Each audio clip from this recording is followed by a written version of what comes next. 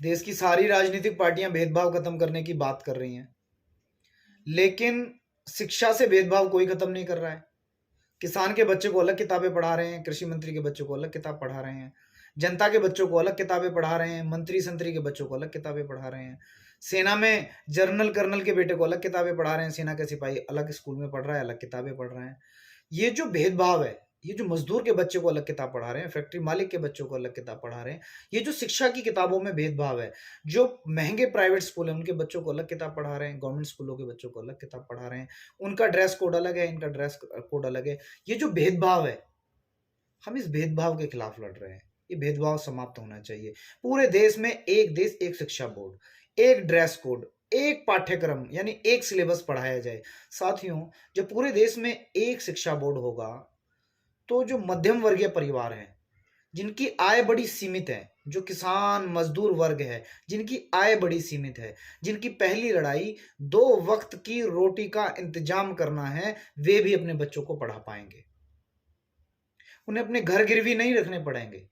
आपका बेटा, आपका भाई आपके बच्चों की शिक्षा की किताबों के लिए लड़ रहा है।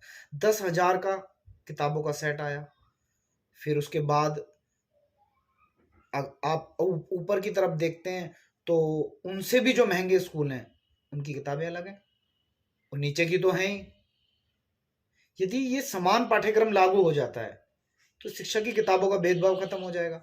आपका बच्चा प्राइवेट स्कूल में पढ़े, डीएवी में पढ़े, डीपीएस में पढ़े, जीडी गोयनका में पढ़े, इंद्रप्रस्थ में पढ़े, किसी भी हाई फाई 5 सितारा होटल जैसे दिखने वाले स्कूल में पढ़े, महंगे से महंगे, और आपके पास पैसे नहीं है तो आपका बच्चा सरकारी स्कूल में पढ़े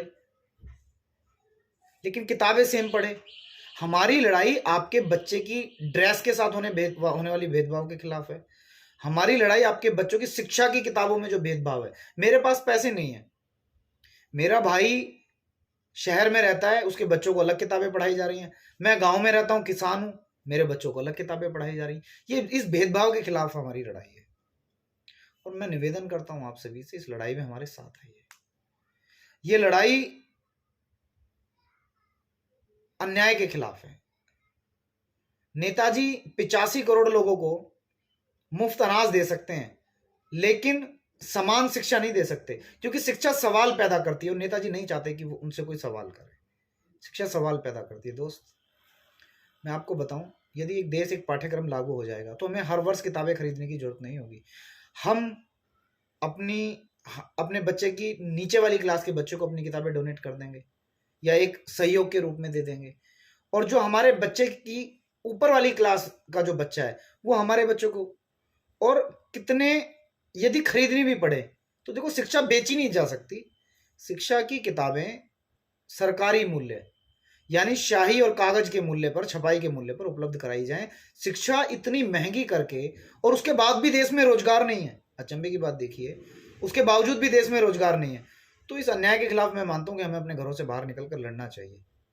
इसी अन्याय के खिलाफ एक देश एक शिक्षा बोर्ड, एक देश एक ड्रेस कोड, एक देश एक पाठ्यक्रम, एक सिलेबस, इसकी मांग करने के लिए हम 8 अगस्त सुबह 11 बजे जंतर मंतर आ रहे हैं।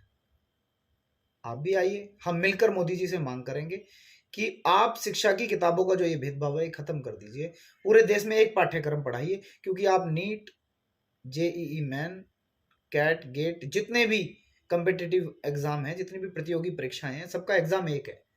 इसलिए आप पूरे देश को एक पाठ्यक्रम पढ़ाइए, एक जैसी ड्रेस। आज मैं शहर में रहता हूं, मेरा सोर्स ऑफ इनकम पहले जैसा नहीं रहा, मुझे वापस गांव लौटना पड़ा, तो मेरे बच्चे की पढ़ाई खराब ना हो। हाँ, वो अब एसी और सोफे पे बैठ के नहीं पढ़ पाएगा, वो दरी पर बैठकर पढ़ेगा, गांव में नीम के पेड़ के नीचे बैठकर पढ़ेगा, वो खाद के कट्टे के ऊपर बैठकर पढ़ेगा, वो गाय के गोबर से लिपे हुए चौके के ऊपर बैठकर पढ़ेगा, लेकिन किताबें वही पढ़ेगा जो वो किताबें शहर में पढ़ता था। जय हिंद, भारत माता की जय।